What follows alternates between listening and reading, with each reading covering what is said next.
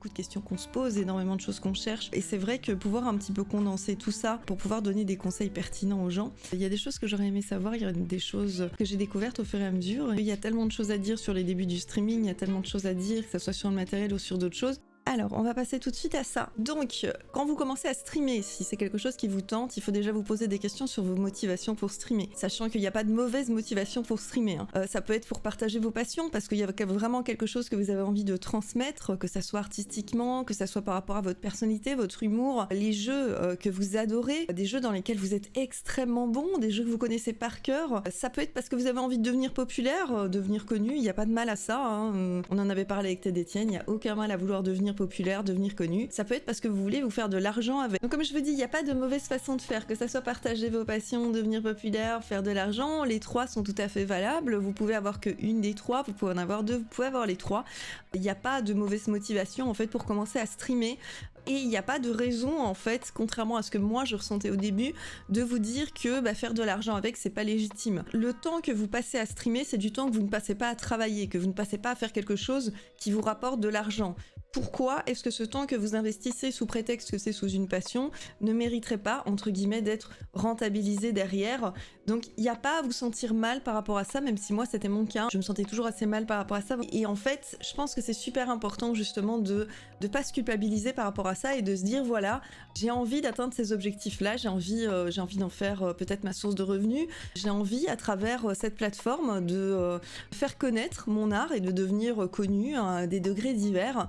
Et j'ai envie de partager mes passions. Cette plateforme vous permet de trouver en fait une forme d'audience, vous permet de tester pas mal de choses, vous permet d'être face à un public et vous permet aussi d'être face à vous-même.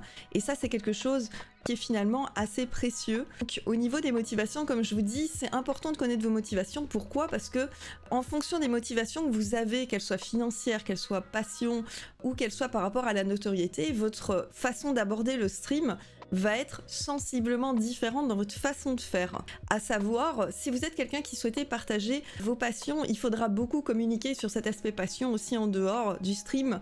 Il faudra perfectionner ses passions aussi pour pouvoir avoir à montrer quelque chose d'intéressant. Si vous souhaitez devenir populaire, c'est quelque chose qu'il va aussi falloir travailler. Ça va demander du temps, ça va demander des contacts, il va falloir faire aussi pas mal de choses.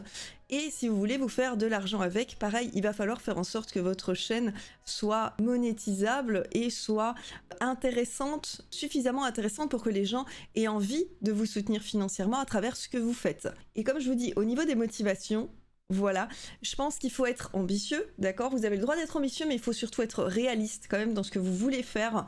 Comme je l'ai mis, vous pouvez vous fixer des objectifs, vous devez vous fixer des objectifs clairs, vous donner les moyens de les atteindre, et il faut rester réaliste sur les possibilités que la plateforme donne aujourd'hui aux petits créateurs. Pourquoi est-ce que je vous dis ça ?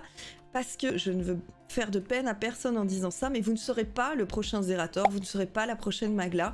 Il y a des gens qui ont commencé sur cette plateforme à un moment donné où il y avait peu de personnes dessus. D'accord ? Donc ils ont eu le temps de construire leur communauté, ils ont eu le temps de créer cet engouement autour d'eux, ils ont eu le temps de créer leur contenu et ce sont devenus des personnes incontournables de la plateforme. Et on va pas se mentir, en haut de la tour du château, les places sont limitées. Donc si votre but c'est d'arriver à ça, je vous dis pas que c'est impossible, mais c'est quasiment impossible et c'est énormément de taf et énormément de réseautage. Vous y arriverez pas seul, c'est sûr et certain. Le train, il est parti, d'accord ? Vous n'avez pas pris le train en marche il y a 6-7 ans quand la plateforme débutait.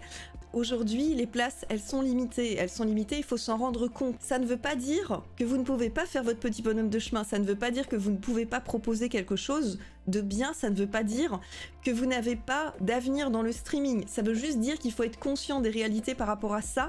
Parce que si vous êtes conscient de ces réalités, vous serez moins dur avec vous-même et du coup vous serez plus enclin à avoir un rythme qui vous convient, un rythme qui va être plus lent peut-être que ce que vous souhaiteriez, parce qu'on aimerait tous que ça aille relativement vite, on aimerait tous que ça se passe bien. Avoir un coup de pouce, évidemment, mais avoir un coup de pouce, c'est très très dur. Et ce n'est pas une garantie de succès. Vous pouvez recevoir des raids, vous pouvez avoir des gens qui vous poussent un petit peu, mais c'est quelque chose qui se fait sur la durée. C'est bien de se fixer des objectifs qui soient quand même réalisables, parce que ça va surtout éviter en fait psychologiquement de vous frustrer dans votre parcours de stream.